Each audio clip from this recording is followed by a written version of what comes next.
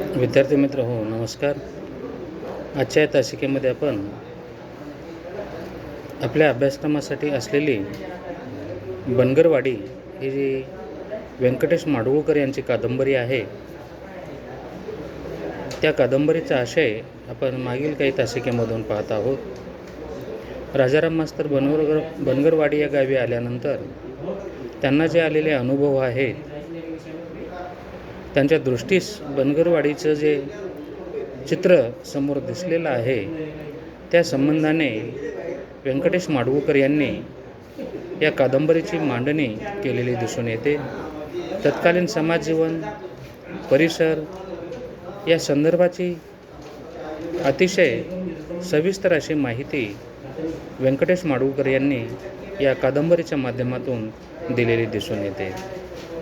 तत्कालीन सामाजिक परिस्थिती कशी होती, बनगरवाडीचं जीवन कशा स्वरूपाचं होतं, याची चर्चा त्यांनी या कादंबरीच्या माध्यमातून केलेली आहे. राजाराम मास्तरांना जेव्हा या गावचे कारभारी भेटतात आणि राजाराम मास्तरांना आश्वासन देतात की उद्यापासून शाळेमध्ये मुलं येतील आणि शाळेमध्ये मुलं आल्यानंतर तो अध्यापनाचं कार्य कर, शिकवण्याचं काम कर, असं त्या ठिकाणी ते सांगतात. राजाराम मास्तरही त्या पद्धतीने तयारी करताना दिसून येतात. विद्यार्थी मित्र हो, त्या पुढील जो भाग आहे त्या संबंधाची चर्चा आपण आज या तासिकेमधून अभ्यासणार आहोत.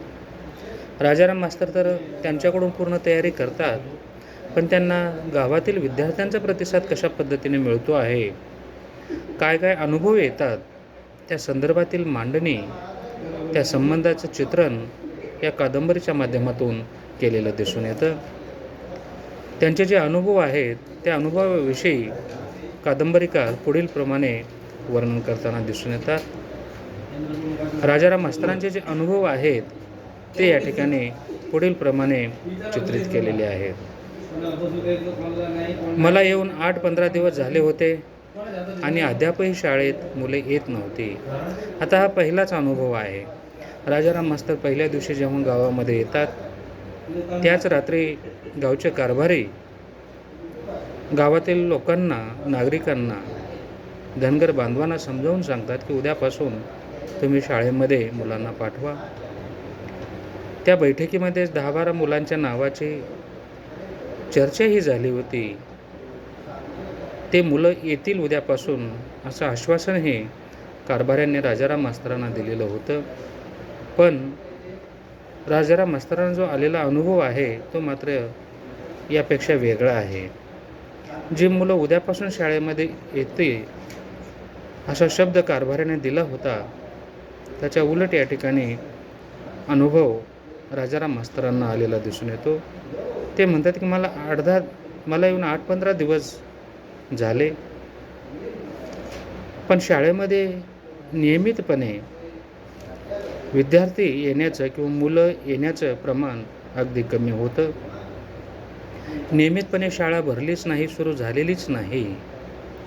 कारण जे काही 10-12 मुलांची नावे सांगितली होती त्यापैकी नियमितपणे कुणीही त्या ठिकाणी येत नव्हतं. म्हणून शाळा भरत नव्हती. म्हणजे जे काही अतिशय महत्त्वाचं काम होतं की विद्यार्थ्यांनी या ठिकाणी यावं आणि दररोज नियमितपणे जे काही विद्यार्थी 10 असतील, 12 असतील, गावातील जर मुलं या शाळेमध्ये आले तर त्यांना शिकवणं सोपं जाईल. कारण दररोज जर या ठिकाणी नवीन मुलगा येत राहिला तर त्याला कशा पद्धतीने अध्यापन करायचं हा त्या शिक्षकासमोरचा एक महत्त्वपूर्ण प्रश्न असतो. म्हणून नियमितपणे काही मुलं त्या ठिकाणी येत नव्हती. मुलं कशा पद्धतीने येतील याची चिंता राजाराम मास्तरांना निर्माण झाली होती.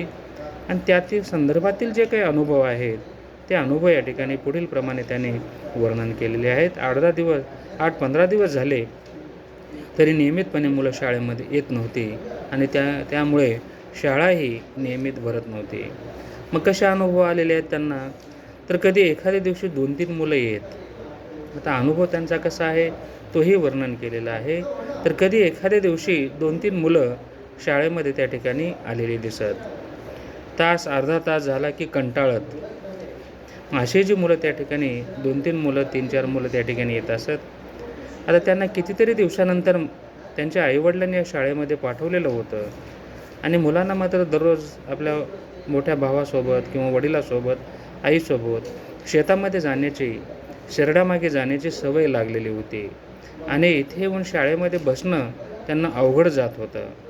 ते मुलं कंटाळत होते.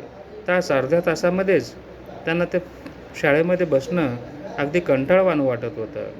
मग हे मुलं काय करायचे, तर लघवीचं निमित्त करून बाहेर जात आणि पुन्हा परत येतच नसत.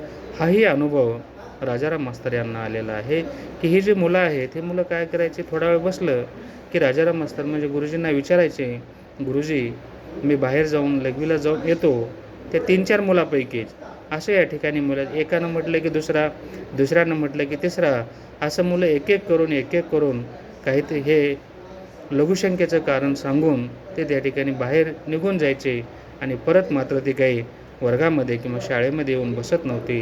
हाही अनुभव राजाराम मास्तरांना आलेला आहे.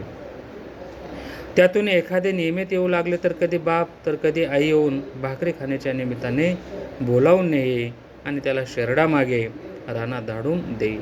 आता काही मुलं अशी होती, काही मुलांना शाळेची गोडी जरी निर्माण झाली असली, एखादं 1-2 मुलं नियमितपणे शाळेमध्ये येऊ लागली, दररोज येऊ लागली, तर काही ठराविक वेळेला त्याची आई शाळेमध्ये येत असत आणि मुलाला जेवणाच्या निमित्ताने ती आपल्यासोबत घेऊन त्या ठिकाणी परत आपल्या घरी जात असे.